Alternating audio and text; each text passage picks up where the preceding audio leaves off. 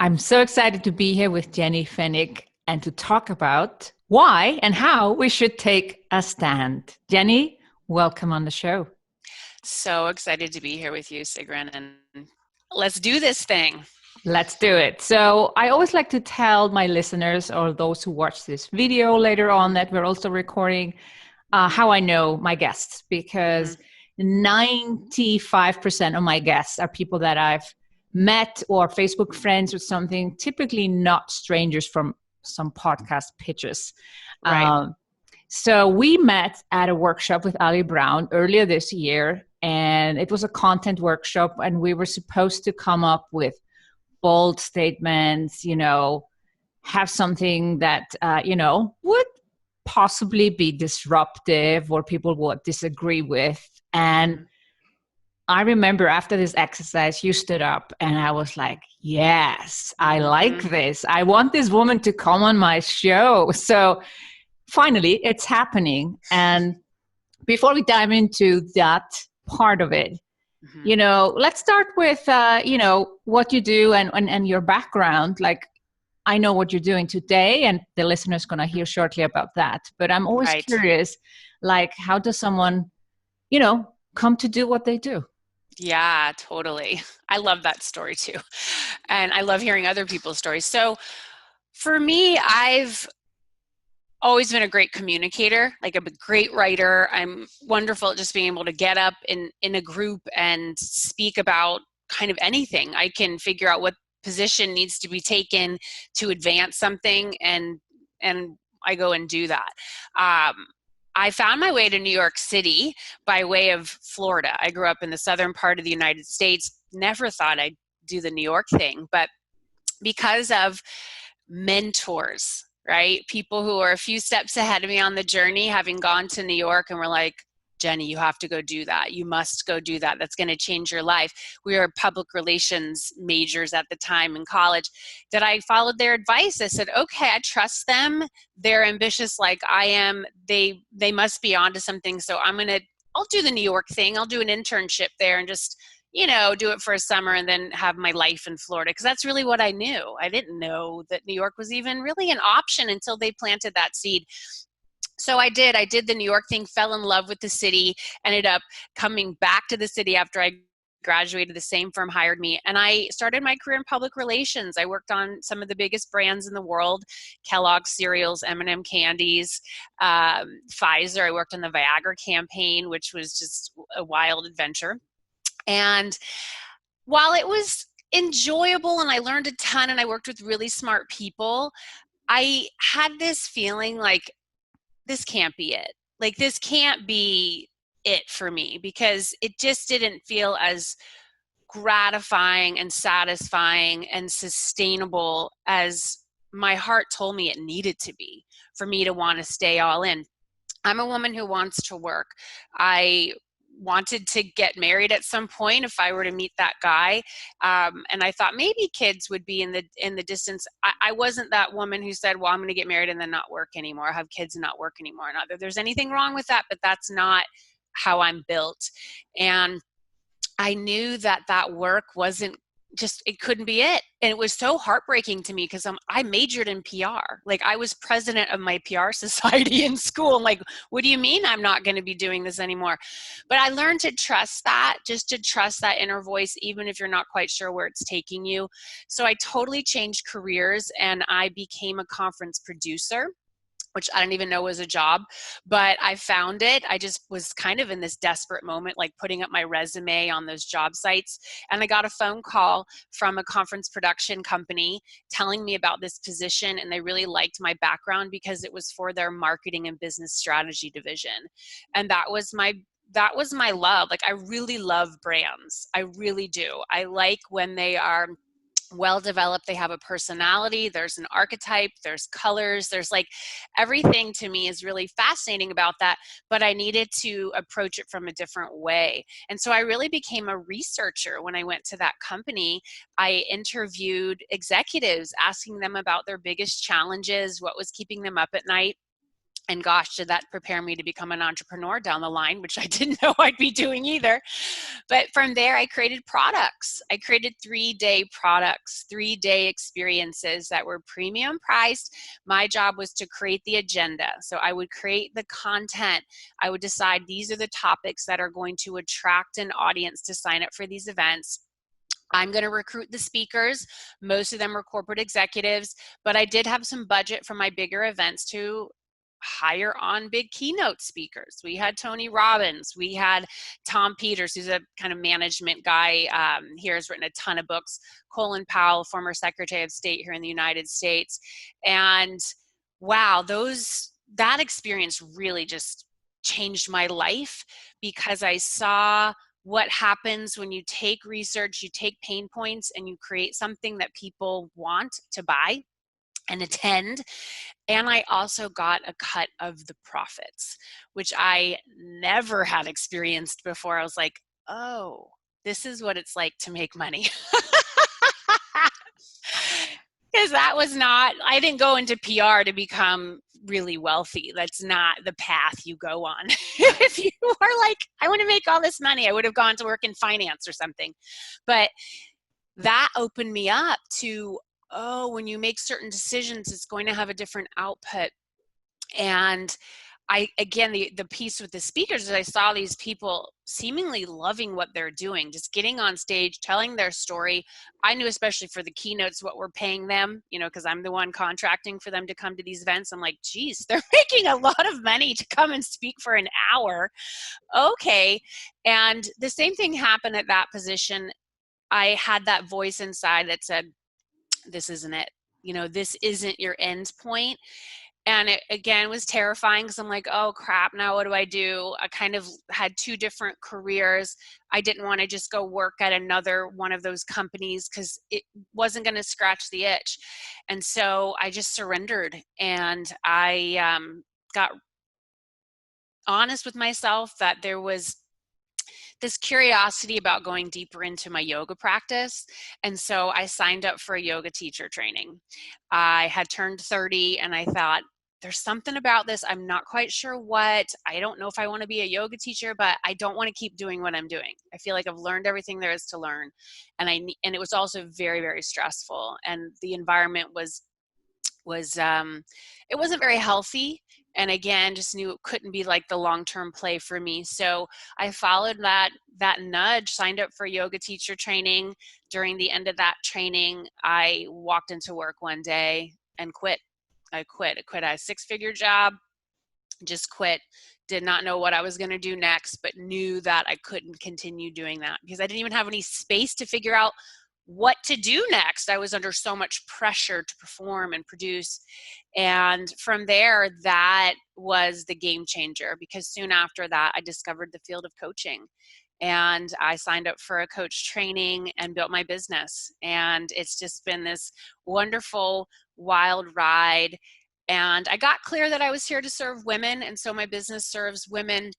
Once I really learned what it was like, to have a business, then I started helping women have businesses and specifically become coaches. And so my focus is really women coaches, creatives, wellness professionals who are wanting to take their craft and mix it with the power of technology and the internet to touch a lot more lives with their message and their gift.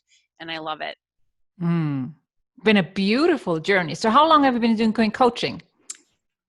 Since 2008. Since 2008. Yeah. Wow. And the world has changed since then. Yes. A lot. A lot. So what, in your opinion, has changed in the world of coaching?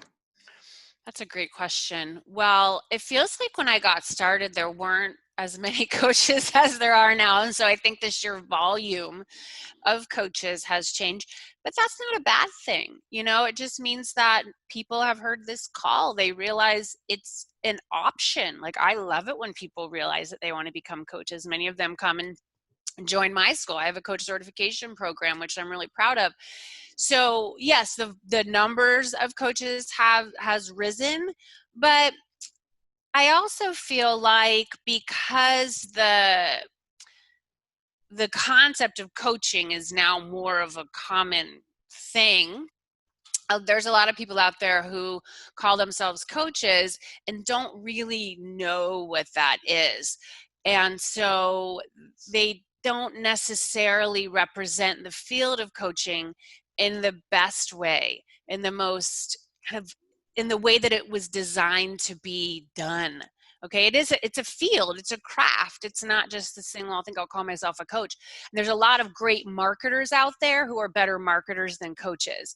And so that's what I saw happening in the market several years ago. It was back in 2015. I saw an issue. I kind of saw this like implosion happening. I'm going, this isn't good. I'm watching what's going on.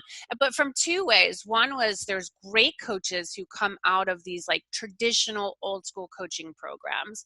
You know, I came through one of those myself. And it teaches you how to be a fabulous coach. Like you're really good. You have that skill set. You understand how to listen. You understand that you're not there to give like your client every single answer under the sun. Certainly you can wear various hats. There's a consultant hat, there's a coaching hat. Again, they're all different modalities that we need to understand. But a lot of those coaches, they don't understand how to market. They don't understand how to create a business. They don't understand how to have a solid message, how to even receive money. Like I always talk to clients sometimes, well, do you have a way for them to pay you? Like, where are you set up? Like, what's your situation here? No, it's not just accepting checks. Like, we've got to get you established.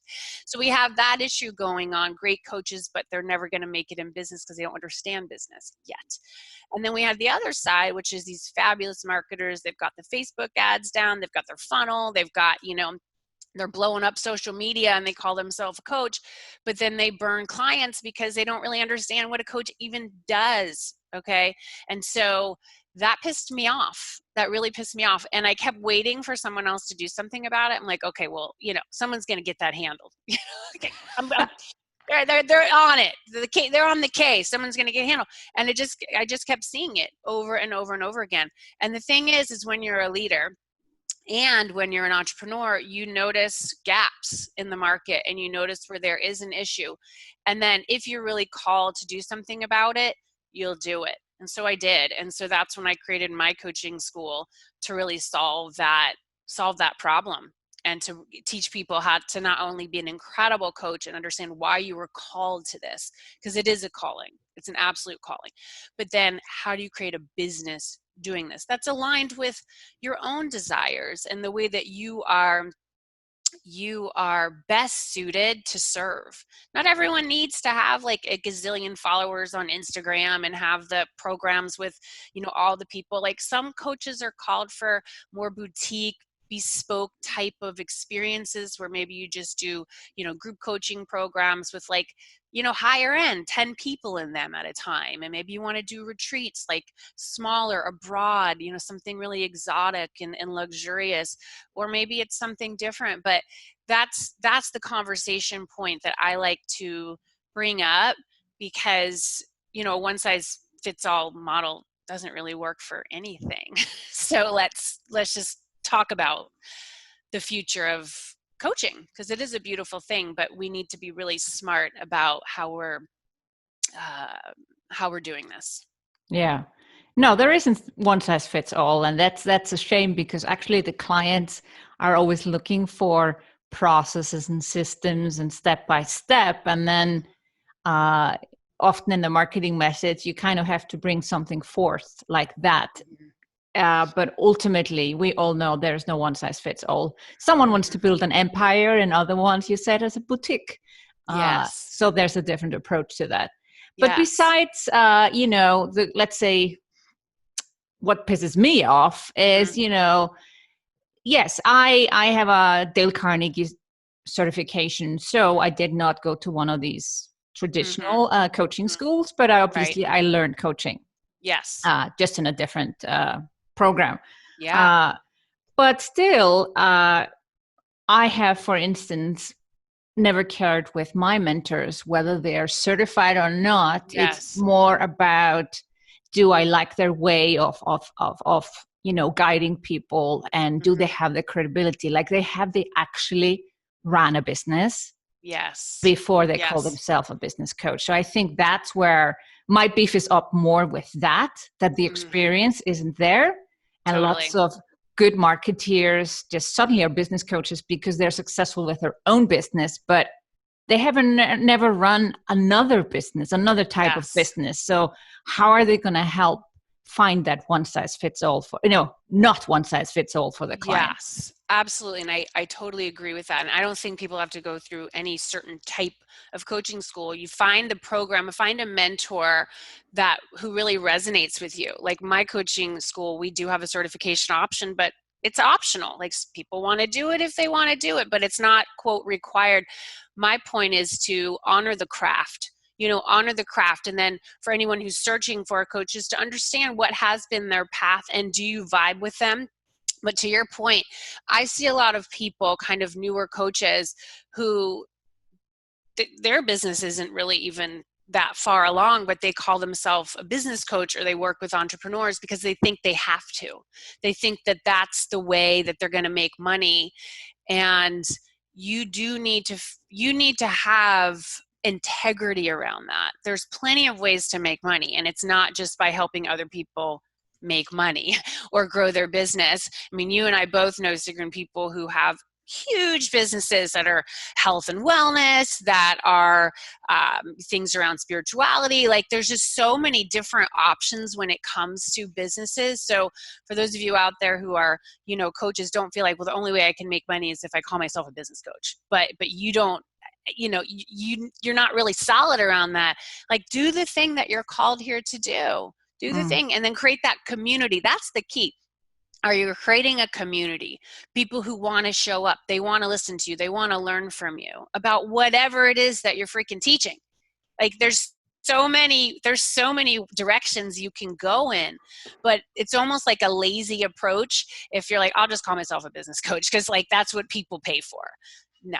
Like you have to be, got that specific calling as well, but do that because you have the chops. Like you've been down the road, you've fallen in some holes, and you really bring that depth of knowledge and wisdom to your clients. So once people have built that community, you also talked about you need to stand for something. That's right. Where did that? Because this was the discussion we had when we met in March. That this is one thing that really frustrates you about the industry, that people are, I don't know, just in it to make money or whatever they're doing, but they're not really taking a stand or have a mission beyond just building their business. Totally. And listen, building a business it's a lot. So I don't want to diminish that because it can feel sometimes like it takes all of you to show up for that. And so I just send so much love and validation and encouragement to everyone out there building businesses. I get it. But yeah, so when you and I met, we were in this really powerful room with one of our coaches, Allie Brown, and she really encouraged us and created a space for us to get freaking honest. I mean, that's it. And I'm so grateful for these businesses that we have. And, when you're a coach, you kind of can say whatever you want. Like this realm that we can be real. We're not working for some other company that we need to get our messages vetted and like approved by 7 people before we can go live with it. And I've been in those environments before, trust me. And that was so not me. I'm like, I feel muzzled, I feel trapped. And so when we have our own thing, we can be real about the message that we feel called to deliver. What came through for me when we were doing this work that had been on my heart for some time was that not only do we have this awesome opportunity to build a business, but we have a responsibility to use the platform that we have been given. I mean, let's just be real. Yes, we've created it and we've shown up for it, but we've also been given this platform. And we have a responsibility to use it to speak up about things that are effed up, that are effed up in this world. You can't just kind of like, oh, I'm not going to touch that. I'm not going to talk about that because it's kind of controversial, or it could, piss people off, or it might hurt some people's feelings, or some people might disagree with me because they have a different opinion. That's the point. We must be willing to have an opinion and take a stand for those issues that we believe need talking about, that we can use our platform to shine a light on them. So what came through me was this: women leaders who don't use their platform to take a stand for social issues, social justice, things that you see that are really going in the wrong direction in the world. If you aren't willing to use your platform to take that stand, then you don't deserve a platform. That's just what came through. And it's bold and it's edgy, and some people be like, well, screw you. And I remember sharing it with some colleagues, and they were like, whoa. They were like, wait, hold on, like hold your horses on that. What do you mean by that? And they were, I ruffled some feathers with that, and I said to them, that's the point. Like, that's the point. They're like, well, we're nervous, like, what if people say things to you, or I'm like, that's okay. Like, that's okay. I'm cool with that. Listen, y'all, if we're not here in our businesses to put up pretty pictures on social media and, thumbs up and like fanning out our money and, showing our awesome outfits and stuff, like, listen, that's fun. And those are some of the, cool things that can happen for us on this path and on this journey. But the people who really get my heart and get my attention, the ones that you're going to be talking about for generations to come, the ones that we're still talking about, who have long since passed, they're the ones who took that bold stand. They're the ones who were willing to be misunderstood. They're the ones who, were willing to be kind of lightning rods for things, because that's our responsibility. That's really our responsibility. So that's my rally cry for everyone. That's my invitation for you all. I live in the United States. 2020 is going to be huge for us, and wherever anyone else is located in your world. I mean, nothing's ever perfect. We all have things that are kind of tricky, but I'm going to do my part to shine a light on issues. I speak up about my position on guns, and that we have a major issue with guns in this country, in the United States. And every time I do, I have people who disagree with me. That's okay. That's okay, because I want to make sure I've done my part, not just to talk about coaching and business and, getting your social media on point or getting a podcast going or anything. Like, that's fine. That's something I bring to the table. But if I ignore these other issues, then what am I really doing here? Yeah. Well, we learned, I guess you learned it too, that you shouldn't mix politics with business. Like, this was like a unspoken rule. Mm-hmm. And I remember when the current president of the United States got elected, that was the first time I actually sent an email to my list. Wow. About politics. Before and you don't even live in this country. Yeah. Yes. I was in Lisbon at a conference, Web Summit. It actually came up at the summit because in the tech world, nobody was expecting this conclusion. Mm-hmm. And so it was a 2 or 3 day conference, and the results came right in the middle. And I remember somehow we have forgotten the TV on. Mm-hmm. And I wake up at 6 a.m. and just like open up my eyes. I see CNN and I'm like, no.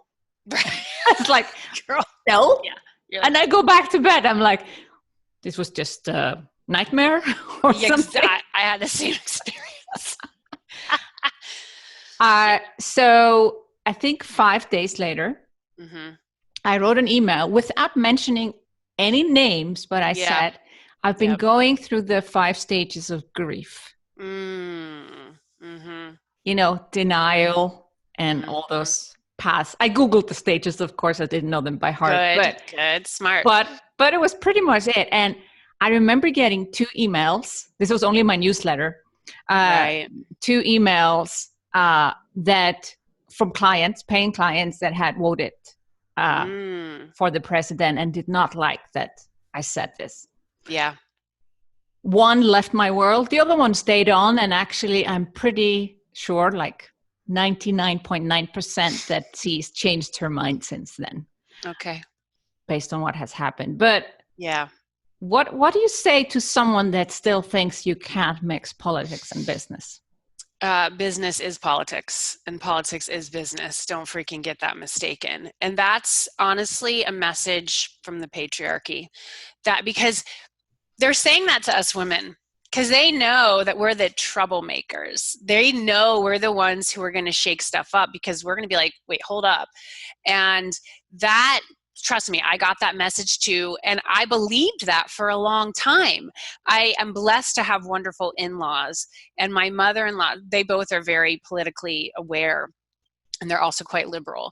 And I remember when I first started dating Steven and then we got married and we'd go out to dinner and my mother-in-law would be like, what do you think about blah, blah? It would be like, some issue that's going on. Like, I don't know anything about that. I'm just doing my thing. It's kind of had my blinders on and I'm working in those jobs in New York City. And I didn't have time. I mean, I didn't make time for it. And I thought, this doesn't really affect me. And I'm in my 20s. Like, I didn't follow current events as much.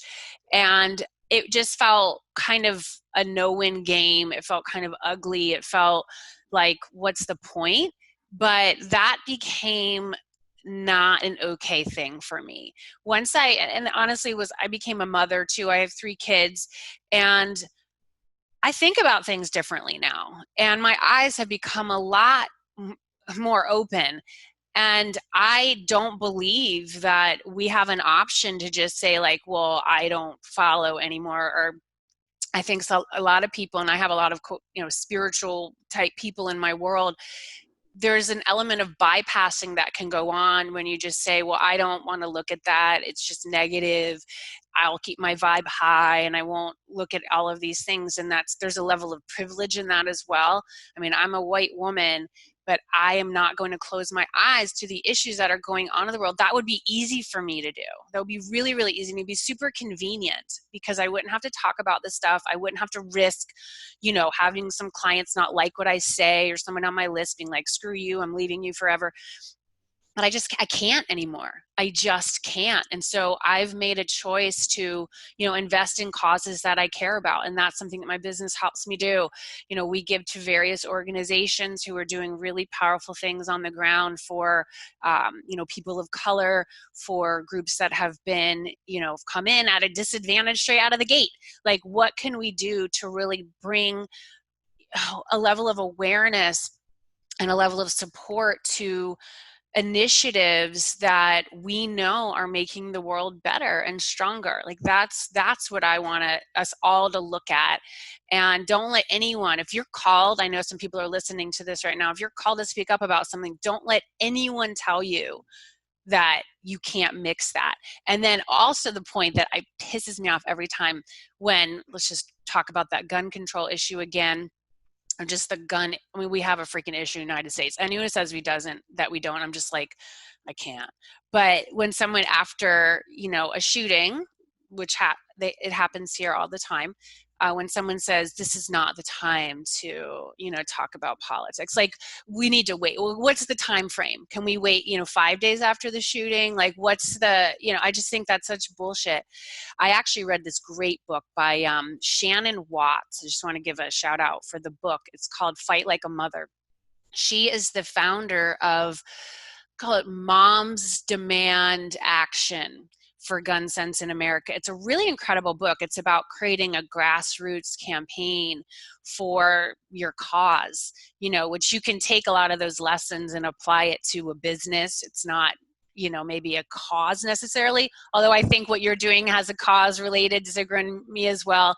So that book was awesome. And I wanted to really understand what she did. She was a mom of 4, at that point, a stay-at-home mom who just couldn't handle another mass freaking shooting at a school, especially. And so she created a Facebook group. It was a Facebook page. It was actually a Facebook page. And she called it like 1 million moms for like gun control or something like that. And the thing just freaking took off, and it's continued to evolve. Now they partner with Every Town, which was founded by Michael Bloomberg. And so it's just, and she's quoted in the media all the time. If you see her name, Shannon Watts, like that's her. She created this. And I learned a lot from reading that book, like how to handle when people come at you when you put your position out there. And it's come in handy, even with family members. Because that's the thing too, I want everyone to know, not everyone's going to be for you. Not everyone's going to be for your message. If you're waiting for everyone to be for you before you say the thing, you're going to be waiting forever. It's not going to happen. And it does hurt sometimes when, oh my gosh, like this relative, came at me, or this person I thought was going to be really on my team is not. Not everyone can go with you. Not everyone can go with you on the journey, but make sure that you're with you. Make sure you haven't lost yourself in the quest to be the most popular person in the room or the most liked person. That's not what this is about. We are here to be bold and courageous. Gosh, having a business, yeah, you got to be those things. But if you really want your message to have an impact, which I believe that all of us here, that's really what we want, because the message helps spur action, right? That's our invitation. And really our initiation when we say yes to going through that. It's a true rite of passage when you really drill down and get clear on who you're for and who you're not for. A lot of women are afraid to take a stand because of the backlash they might receive, not just from, let's say, in this case, my email list, I was not too worried about it. It's more like the online trolls and, people that maybe don't have no idea what you're trying to achieve, but they just, push back in a way that might hurt. Yeah. So then some women, especially women, I think women are attacked more than men, which is another huge issue. Mm-hmm. We have Gary Vee. We don't have a female Gary Vee for obvious reasons, which is related to this. Like a woman who would speak like him would not get away with it as much, both from men and women. So what do you say to someone who's just scared of putting their message out? Yeah. Well, I would say to you, I see you. I see you and I feel you. And the fear is, I can't remember who the person who said this quote, but the fear is a paper tiger. It's a paper tiger. And you think it's the biggest tiger ever. It's going to come kill you and you're dead and you're done and it's chasing you into the woods. But that fear is a paper tiger. And when you get to the end of your life, you're not going to be bummed about the thing that you did. You're going to be bummed about the things that you didn't do. All right. So we never know when we're going to go. And I think I bring this kind of, I won't say I'm fearless. Certainly I have my stuff that kind of stops me in my tracks and has me ruminate. But, my sister died when I was a teenager. She was 12, I was 16. That was the hardest thing that I've gone through. But it was the most powerful thing as well. And I'm so grateful for the experience because I learned at a very young age, it can all be over today, tomorrow, next week. So what are you waiting for? What are you waiting for? We're not always going to be liked. You have to have a great circle. Okay. And so I know you believe in this very much, Sigrun, so do I. Like you have to have your people, like your inner circle, the ones who they have your back no matter what, because you can move into this feeling in your body where you feel unsafe. And that's the scary part, is like your body just starts feeling like you're under attack, you're under siege. If you have a history of anxiety, depression, panic, that stuff can get activated very much. And so I'm such a believer in having that circle your people who understand what you're going through, because they also do it. It's like, having a crew of entrepreneurs that you can travel the road with is crucial, as is having your own wellness practice, really ensuring that you're in your body and that you know what's real, like the feelings that are real in your body versus the feelings that are coming through kind of this lens that is the critic, like the inner critic. Honestly, the inner critic is going to be worse for you than any of what someone else could say. Like what I can say to myself is heads and shoulders worse than like what anyone else could say. Certainly some people's words can sting, but I'd rather be cool with me than someone else being cool with me. And so that's what I just want to remind everybody of. But to that point of self-care, like I freaking exercise when I get into those places where I feel a little, stuck, or I feel like, oh no, this person said something that was really, mean-spirited. I just sweat that out. I just sweat that out, and I keep on trucking. And what you all have to do is to figure out whose opinions really matter to you. Whose opinions? It doesn't need to be a lot of people. Okay. It's like the inner circle. Certainly we want, our clients and our community to feel, inspired by us and energized by us and want to continue on this road. But there comes a point where some people, you're going to take that fork in the road. It's okay. It's okay. Yeah. And so, yes, scared of backlash, but also like scarcity versus abundance, like especially with someone maybe starting out feeling like, well, will I alienate everybody if I start to really put out my message? Yeah, that's a great point. I mean, I think you can be smart about this. Like when I put things out there, and I remember specifically as well during our last election when the results came through, and I was just like, I had the same experience. I'm like, no, I fell asleep because, I was expecting, like, I wore my white to go vote. My daughter took her. I was like, yes, we're voting for the first female president in the United States. This is so exciting. And then I ended up like going to bed because it was taking the turn. I was like, no, okay. And then I woke up in the middle of the night and I kind of checked and I'm like, no, they haven't tallied it up correctly. It's not done yet, And so, and I was working with several clients in a particular program at that stage, and realized that not everyone voted for the same person I voted for. Okay. And so I don't believe that I have to make someone wrong for their choice. Okay. I think there's a lot of that goes on in the world, and politics is unfortunate because there's a clear, like, it's kind of what you see in sports. You're either on this team or you're on this team. You've got it right or you've got it wrong.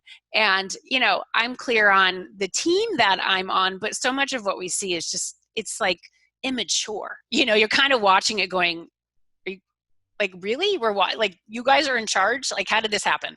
But I am looking at the way I put my message out there. I'm not there to alienate someone or say, like, you're a freaking idiot if you do this or you disagree with me. It's more what I'm doing is showing my people how to take a position. It's like I'm being that example. I love to teach, and if I'm really willing to go out there and do it, I want them to go take their position. And you know what? They might take a position on something that I disagree with, but I'm freaking pumped they took a position. But can you do it in a compassionate way? Can you do it in a way where you're being respectful? I believe in taking the high road. We don't see that always going on. And especially now, I think that's my issue, is I see so much of like leadership where I'm like, I would do the exact opposite. Okay, I'm going to do the opposite of that. And yet there's a powerful lesson in that as well. It's like, what kind of leader are you? Can you put your position out there without vilifying the other party? All right. And I feel, especially in the US, we have not seen that going on over the last few years, but gosh, I'm actually grateful for it because I see, especially with our young people, so much more engagement, so much more focused on what's going on in the world. And that's that was not my experience coming up when I was younger, because it was just a different world back then. And so, yes, I understand that some people are afraid of alienating and pushing away, but I would just challenge you to, be kind in your message, be strong, be firm in your message, and be the type of leader that you want to see more of in the world.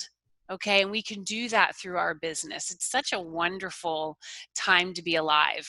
It really is. We have issues, but there's always been issues. There'll be continued to be issues because we're dealing with like humans, right? And we can't control everybody and have them do exactly what we want them to do. But I believe that our business, especially for us coaches, we have such a wonderful opportunity to be the change that we wish to see in the world, and to show our clients that this can be done, and to encourage them to do their part, to take a stand for the various issues and concepts that they want to shine that light on. Mm.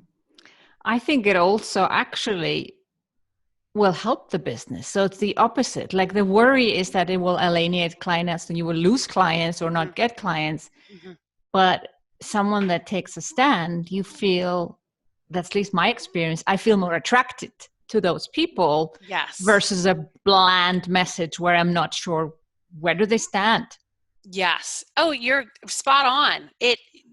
Certain people won't want to hire you because they don't like what you're saying, but the ones who do, they're going to be freaking running through your doors and telling their friends about you as well. It's refreshing when you see someone being clear about who they are and what they stand for. Even if you're like, I have certain people and they might have a different lifestyle than me, but I'm like, I love them. They're so who they are. It's like, I think that's what we want. Can you be who you are? And can you trust that that's enough? That's enough. And you're, especially for women, a lot of us were trained and taught that you just kind of shape shift yourself into the environment that you're in. You don't want to stand out too much. You don't want to ruffle those feathers, because, and to be real, we couldn't do that, a few centuries ago. Like, that was dangerous. That's why the fear is still there in our body, because we were persecuted. Many of us were burned at the stake. Like, this happened. This is real. And I believe that we have the residual effects of that passed on trauma. Some people call the witch wound.